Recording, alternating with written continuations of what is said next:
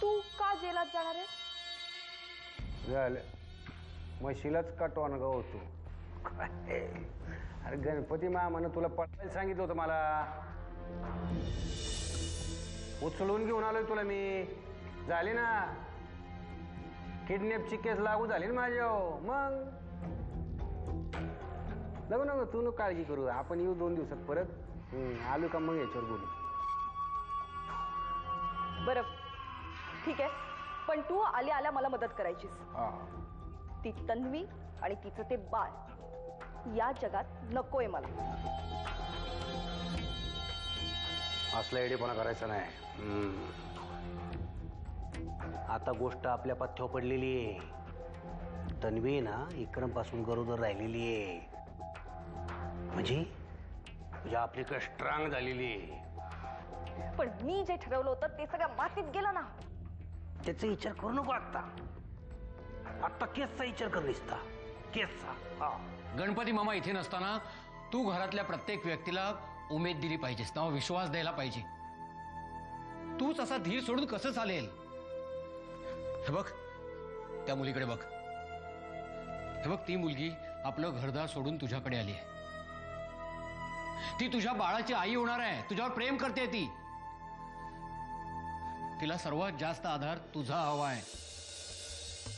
आणि तू घर सोडून जाण्याची गोष्ट करतोयस. नाही विक्रम नाही, तुला तिच्याकडे लक्ष द्यायला हवं. बापू पण या सगळ्या परिस्थितीमुळे मी पुरता गोंधळून गेलोय. किती विचित्र परिस्थिती होऊन बसली ही सगळी.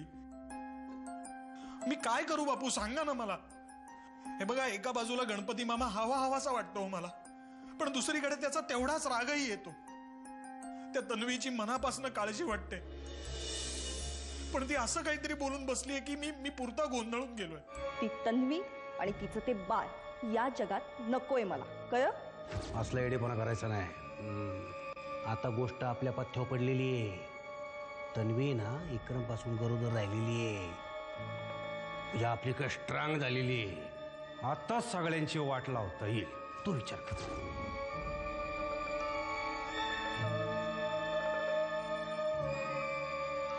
कोर्टात आपल्याला इक्रमचे लतिका बरोबर संबंध आहेत हे सिद्ध करायचे.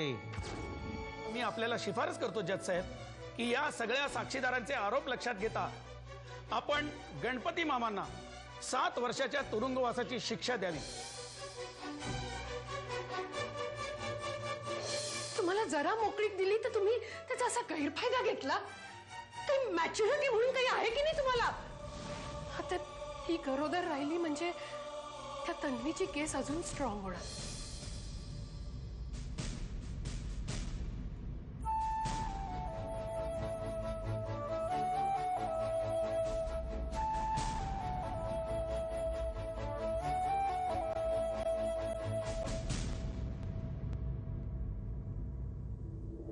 विक्रमला घटस्फोट का हवाय?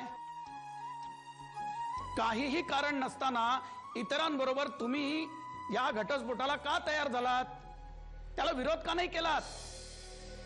या सगळ्या प्रकरणात बिचाऱ्या तन्वीचा काहीही दोष नाहीये. उलट माझ्या घरच्यांच्या अंधश्रद्धेचा बळी ठरली. या विनीताला मारायची सुद्धा धमकी दिली तिने. घाबरवून सोडलं का आपल्याला? त्या बिचाऱ्या गणपती मामांवर नाही ते नको ते आरोप करायला भाग पाडलं त्यांनी आपल्याला.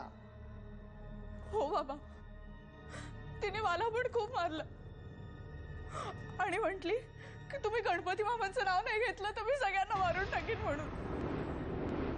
बघ बघ किती निर्लावली आहे. हो कुठल्या जन्मीचा सूड उगवतीये कोणास ठाऊ. चांगले पांग पेडतीये.